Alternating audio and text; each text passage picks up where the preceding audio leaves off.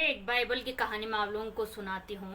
कभी कभी अपने से छोटे लोगों की बात भी मान लेनी चाहिए। उनकी बात मानने से हमें बहुत फायदा भी हो सकता है।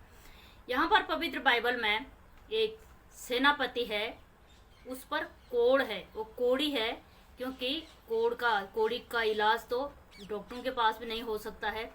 उसका इलाज प्रार्थना करने से होने वाला था। किसी ने बताया था वहाँ पर एक प्रभु का दास रहता है, वहाँ जाओ और अपने लिए प्रार्थना कराना और तेरा कोढ़ ठीक हो जाएगा। वो वहाँ पर गया। वो सेनापति था, वो अपने पैसों पर घमंड करता था, उसके बाद बहुत सारे पैसे थे। और उस समय पर जब किसी के लिए हम उपहार के रूप में, गिफ्ट के रूप में ले जाते थे, तो सोना चांदी पैसे ऐसे सामान ले जाते थे।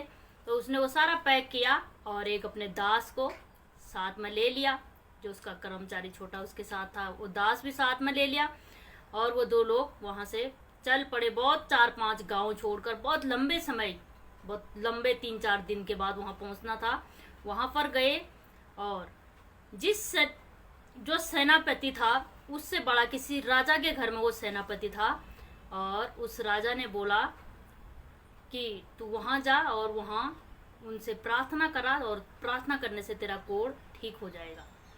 उसने सोचा मैं इतना सारा धन दौलत जो गिफ्ट मैं लेके गया हूँ मैं ले जाऊंगा और प्रभु का दास मेरे लिए फटाफट कर देगा।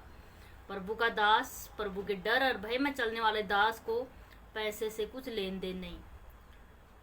जो प्रभु का दास था, जब वो वहां पर गया उसने उससे कोई बातचीत भी नहीं की और उसने उसको अपने कर्मचारियों के हाथों संदेश भेज दिया, जो ये आया है इस बंदे को बोलो एक यरदन नाम की नदी है, उसमें जाकर 7 बार डुबकी लगा और इसका कोढ़ ठीक हो जाएगा।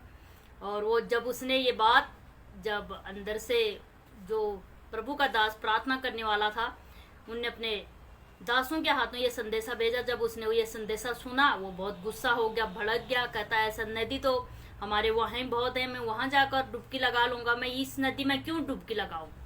जो उसके साथ दास गया था उसने बोला, हे राजा, इतने गांव छोड़कर इतना समय बर्बाद करके आप यहाँ पर आगे हो, तो 7 बार डुबकी लगाने में क्या जा रहा है, ये भी कर लो, क्या पता कोई फायदा इसमें हो जाए।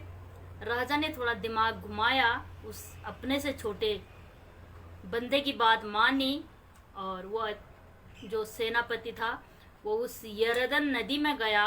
उसने 1 बार डुबकी लगाई, कुछ नहीं हुआ। 2 बार डुबकी लगाई, कुछ नहीं हुआ। 3 बार डुबकी लगाई, कुछ नहीं हुआ। 4 बार, 5 बार, 6 बार, 7वीं बार जब डुबकी लगाकर ऊपर निकला, जैसे बच्चे के जैसा उसका शरीर हो गया। बड़ा ही अद्भुत काम वहां पर हुआ।